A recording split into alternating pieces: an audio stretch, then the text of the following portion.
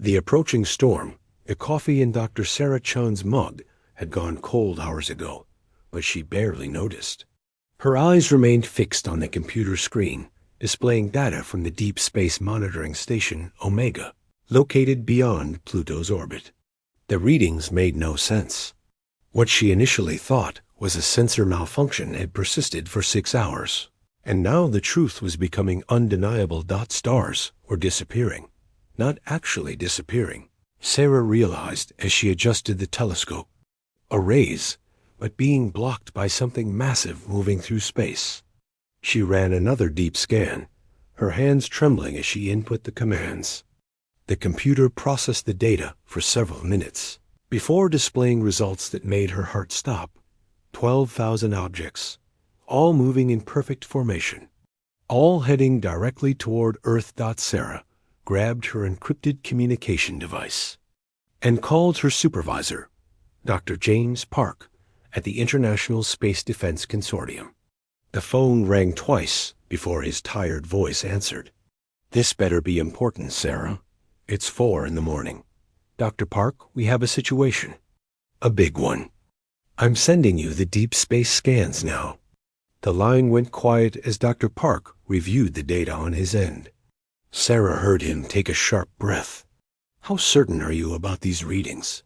"I've run diagnostics on every system 3 times. The readings are accurate.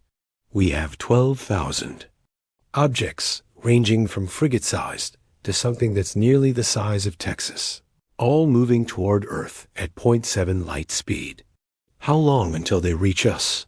Sarah looked at her calculations. 96 hours. Dr. Park's voice became deadly serious. "I'm contacting the president immediately. Keep monitoring and send me updates every hour." At the White House, President, Maria Santos was awakened at 4:30 a.m. by her chief of staff. 20 minutes later, she sat in the Situation Room, surrounded by her top advisors, staring at images that would change human history forever. "Are we absolutely certain these are hostile?" President Santos asked, though her question was answered moments later when every communication device on Earth simultaneously activated. A voice, cold and utterly alien, spoke in perfect English through every radio, television, computer, and phone on the planet. "Inhabitants of the 3rd planet, I am Commander Zex High of the Zirithi Empire. Your world has been selected for resource extraction and integration into our domain. You have 96 hours to cease all military activities and prepare for occupation. Any resistance will result in the elimination of your species. We have successfully integrated 437 worlds before yours. Compliance is your only option for survival." The transmission ended, leaving the world in stunned silence for exactly 30 seconds before chaos erupted. President Santos quickly activated the Emergency Global Communication Network, connecting with world leaders from every nation. The conversation was brief and unanimous. For the first time in human history, every country on Earth would work together. "Ladies and gentlemen," President Santos addressed the world leaders, "we are facing extinction. But we are not facing it alone. Every military asset, every scientist, every resource must be shared. This is not about nations anymore. This is about the survival of our species." Meanwhile, in a classified facility buried beneath the Colorado Rocky Mountains, Dr. Michael Torres was already at work. For 7 years, he had been developing what the government called Project Harmony, a global network of quantum resonance towers designed to provide clean, unlimited energy to the world. The project had been kept secret not for military reasons, but because the technology was so advanced that its release would destabilize the global economy overnight. Dr. Torres had been monitoring the emergency communications when President Santos mentioned the alien threat. His mind immediately began calculating possibilities. The Harmony Network consisted of 1,000 towers spread across every continent, each one capable of generating and focusing quantum energy fields. If modified correctly, They could become something far more powerful than energy generators. Torres activated his secure line to the Pentagon. "This is Dr. Torres. Authorization code Phoenix 77 Alpha. I need to speak with General Hayes immediately." General Robert Hayes had been expecting the call. "Dr. Torres, please tell me you have good news." "I have a possibility, General. Project Harmony wasn't designed as a weapon, but quantum energy can be manipulated in ways that might give us an advantage. I need 12 hours to run calculations, and another 24 to modify the tower network. Whatever you need, Doctor, the entire world is at your disposal." High above Earth's atmosphere, Captain Elena Vasquez piloted the USS Wraith, humanity's most advanced stealth reconnaissance vessel. The ship was barely the size of a fighter jet, but its experimental cloaking technology made it nearly invisible to conventional sensors. Her mission was simple in concept, but incredibly dangerous in execution. Get close enough to the alien fleet to gather intelligence about their capabilities and weaknesses. The Wraith drifted silently through space, its hull absorbing electromagnetic radiation and masking its heat signature. Captain Vasquez had been flying for 18 hours straight, gradually closing the distance to the alien armada. As she drew closer, the true scale of the invasion force became apparent. The alien ships were unlike anything in human science fiction. They seemed to be grown rather than built, with organic curves and surfaces that pulsed with bioluminescent patterns.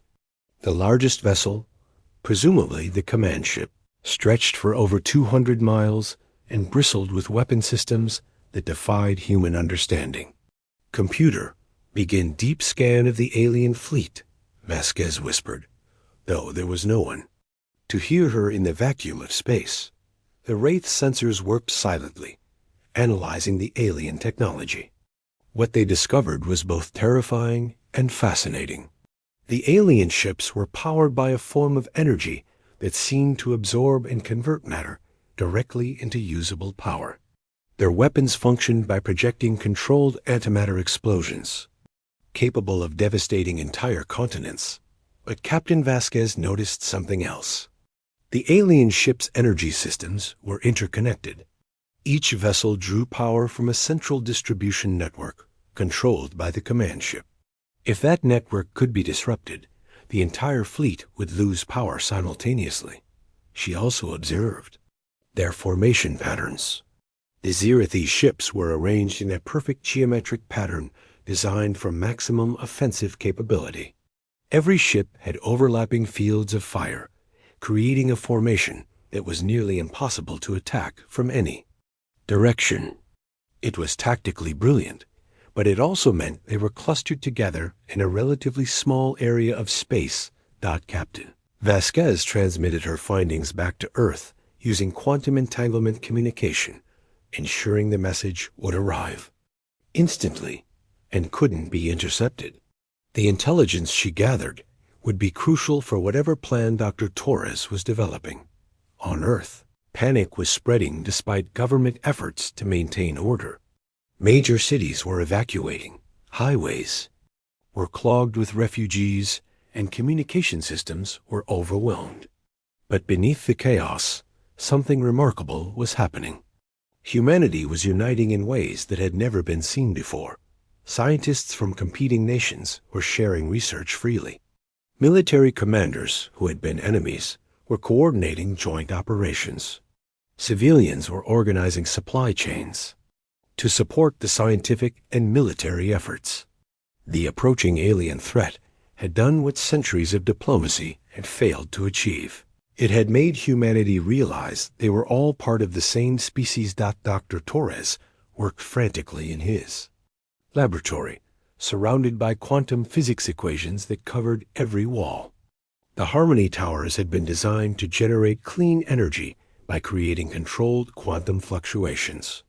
But quantum energy followed rules that most humans didn't understand. It could be manipulated, focused, and most importantly, it could be inverted. The alien technology that Captain Vasquez had observed gave Torres the final piece of the puzzle. The Zirathi ships absorbed energy from their environment to power their systems. This was incredibly efficient and made them nearly invulnerable to conventional weapons. But what if that absorption process could be reversed? Torres called his assistant, Dr. Lisa Martinez, into the lab. Lisa, I need you to run simulations on quantum field inversion. Specifically, what happens if we create a field that forces energy to flow outward instead of inward? Dr. Martinez worked at her computer for several hours before providing the answer. The results are ... explosive. If we could create a large enough inversion field, anything that tries to absorb energy would instead have energy forced into it at an accelerated rate. It would be like trying to drink from a fire hose. Torres smiled for the first time in days. That's exactly what we're going to do. The modifications to the Harmony network would be complex but not impossible. Instead of generating energy for human use, the towers would create a massive quantum inversion field centered on Earth. When the alien fleet arrived and attempted to absorb energy for their final attack, they would instead be flooded with more power than their systems could handle. Asterisk. President Santos addressed the world once more as the alien fleet approached the outer edge of the solar system. My fellow humans, in 72 hours, we will face the greatest challenge in our species' history. But we will not face it as divided nations. We will face it as one people, with one purpose: survival. Our scientists are working on something that has never been attempted before.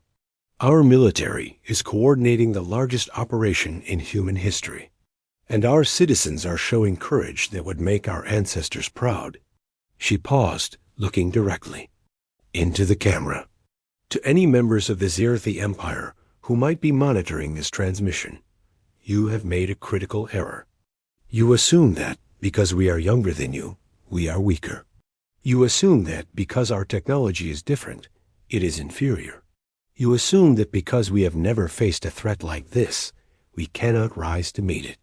You are about to discover that humans are very good at solving problems. And right now, you are our problem. Commander Zex-High received the human transmission on his command vessel, the Devastator. In his 300 years of service to the Zirathi Empire, he had conquered dozens of worlds and eliminated countless species.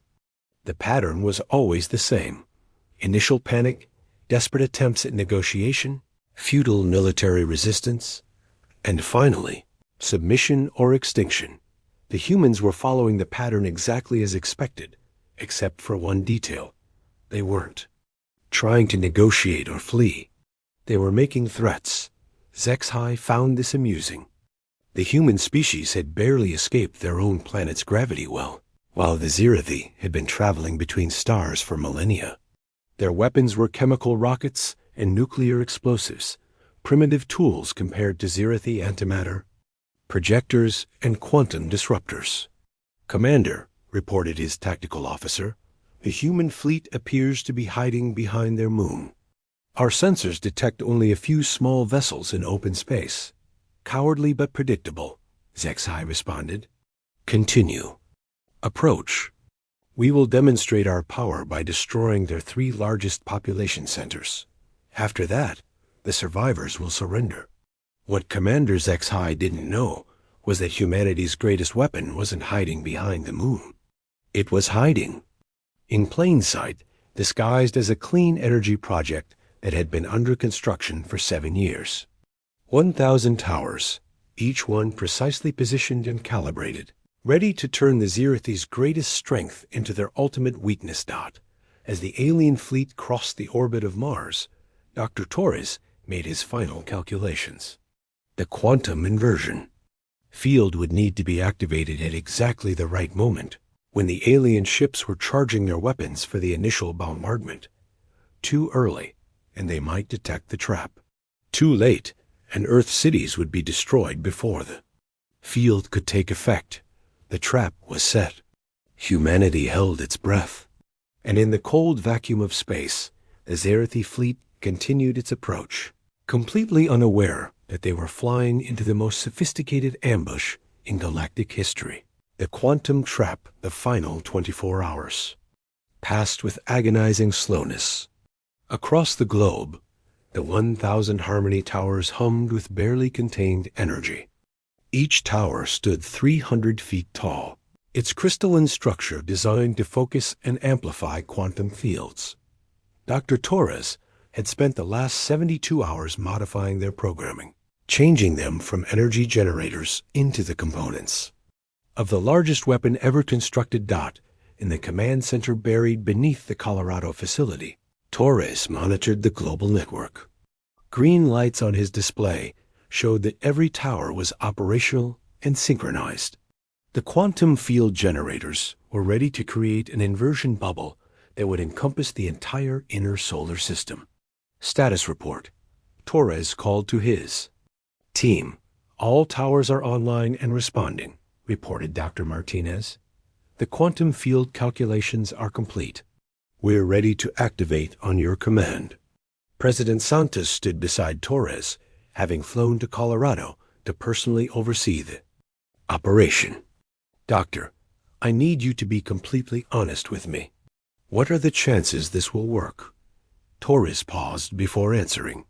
In theory, the physics are sound, but we're attempting something that has never been done before. The quantum inversion. Field should force energy into the alien ships faster than they can process it, causing catastrophic overloads. But if our calculations are wrong, or if their technology is more advanced than we understand, we'll have revealed our only weapon. For nothing. And if we do nothing, then in 12 hours, human civilization will cease to exist. President Santos nodded grimly. And we take the chance. High above Earth, Captain Vasquez piloted the Wraith on its final reconnaissance mission. The alien fleet had entered the inner solar system and was taking position for what their communications indicated would be a demonstration bombardment of Earth's major cities. The Zirithi ships moved with precise coordination, each vessel taking its assigned position in a formation that would allow them to strike multiple targets simultaneously. Captain Vasquez counted the ships as they maneuvered. 12,000 vessels, ranging from small frigates to massive dreadnoughts, all powered by the same interconnected energy network. Computer, monitor alien communications, Vasquez ordered. Wraith's translation systems had been analyzing Zirithi transmissions for days, gradually building a linguistic database. Now they could understand most of the alien communications. Targeting sequence initiated, came a translated voice from the alien fleet. Primary targets identified. Population centers designated as New York, London, Tokyo, Mumbai, and Sao Paulo. Secondary targets. Industrial and military installations. Tertiary targets. Agricultural and resource extraction sites. Captain Vasquez felt her blood run cold. The aliens weren't just planning to destroy human cities. They were planning to eliminate human civilization entirely, leaving only enough survivors to serve as a labor force. She transmitted the intelligence to Earth and received an immediate response from General Hayes. Captain, move to safe distance. Operation Harmony initiates in 1 hour.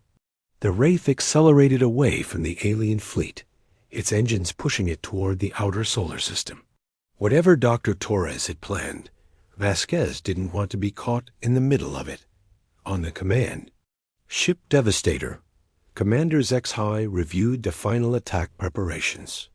The human planet lay before them, blue and defenseless. Their primitive satellites had been easily disabled.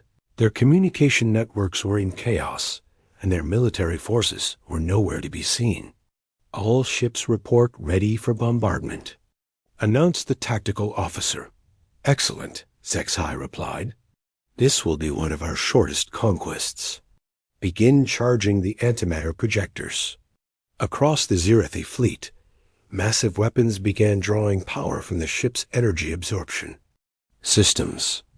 A process would take approximately 1 hour, after which they would unleash devastation that would end human resistance forever. What the Zirathate didn't realize was that this charging process would make them vulnerable to Dr. Torres's quantum trap. When their weapons were fully charged, they would be drawing maximum power from their energy absorption systems. At that moment, the inversion field would reverse the flow of energy, forcing more power into their systems than they could possibly handle. In the Colorado Command Center, Dr. Torres watched the countdown timer on his display. 58 minutes until the alien weapons would be fully charged. 58 minutes until humanity would either survive or perish. Dr. Torres, called President Santos, I'm going to address the world one final time. If this doesn't work, I want humanity's last words to be words of hope, not fear. The President's final broadcast was transmitted to every functioning communication device on Earth. She spoke from the command center, with the lights of the Harmony control systems visible behind her. My fellow humans, in less than 1 hour, we will know whether our species has a future. I want you to know that regardless of what happens, I am proud to be human. I am proud of the scientists who worked day and night to give us a chance. I'm proud of the military personnel who risked their lives to gather intelligence. I am proud of the civilians who remained calm and helped each other in our darkest hour. She paused, looking directly into the camera. But most of all, I am proud that when faced with extinction, humanity chose to fight. We chose to use our greatest strength, our ability to work together and solve problems that seem impossible. Whatever happens in the next hour, the universe will know that humanity did not go quietly into the night. The transmission ended, and the world waited. Commander HFY was growing impatient. The weapon charging process was taking longer than usual, but his engineers assured him that everything was proceeding normally. The additional time was actually beneficial, as it allowed for more precise targeting of the human population centers. Commander, reported the sensor officer, I'm detecting some unusual energy readings from the planet's surface. There appears to be a network of structures generating low-level quantum fields. HFY examined the sensor data. The human planet was dotted with tower-like structures, each one emitting a weak quantum signature, probably their power generation system. Primitive but functional. Are they attempting to power some kind of defensive weapon? Unlikely, Commander. The energy output is too low to be threatening. They appear to be simply maintaining their electrical grid. HFY dismissed the readings as irrelevant. The humans were probably trying to keep their lights on for a few more hours before the inevitable bombardment. It was a pathetic gesture, but typical of inferior species. Weapons charging at 90%, announced the tactical officer. Bombardment will commence in 6 minutes. In the Colorado Command Center, alarms began sounding. Alien weapons nearly at full charge, reported Dr. Martinez. Quantum field inversion ready for activation. Dr. Torres placed his hand on the activation. Control. 7 years of work, 72 hours of frantic modifications, and the fate of human civilization all came down to this moment. Dr. Torres, President Santos said quietly, you may proceed when ready. Torres looked at the display showing the alien fleet. 12,000 ships, all drawing maximum power for their weapons. All connected to the same energy distribution. Network, all about to discover that humans were more clever than they appeared. Activating quantum inversion field in 10 seconds, Torres announced. All personnel, prepare for massive energy discharge. The countdown began. 10, 9, 8, 7, 6, 5, 4, 3, 2, 1. Dr. Torres pressed the activation control dot around the world. 1,000 Harmony towers activated simultaneously. The quantum field they generated was invisible to human eyes, but it fundamentally altered the nature of energy flow within the inner solar system. Instead of allowing energy to be absorbed and converted, the field forced energy to flow outward, seeking any system that was attempting to draw power. The effect on the Zirathi fleet was immediate and catastrophic. Commander HFY felt the Devastator shudder as its energy systems suddenly overloaded.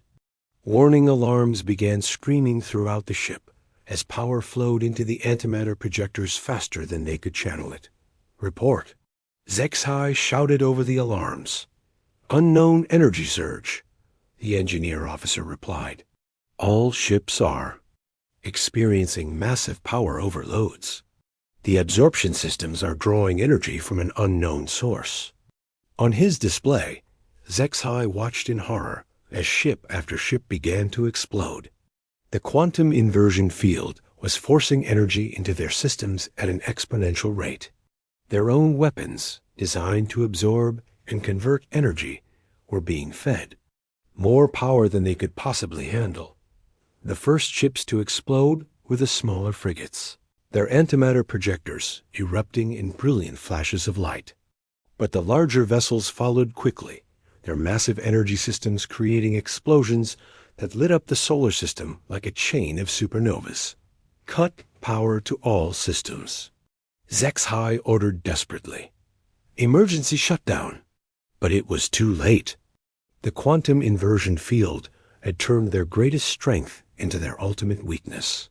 Every system designed to absorb energy was now a conduit for destruction. The more powerful the ship, the more spectacular its demise. The Devastator's antimatter projectors reached critical overload. Commander HFY had exactly 3 seconds to realize that the humans had achieved something unprecedented in Galactic history. They had destroyed an entire invasion fleet without firing a single shot.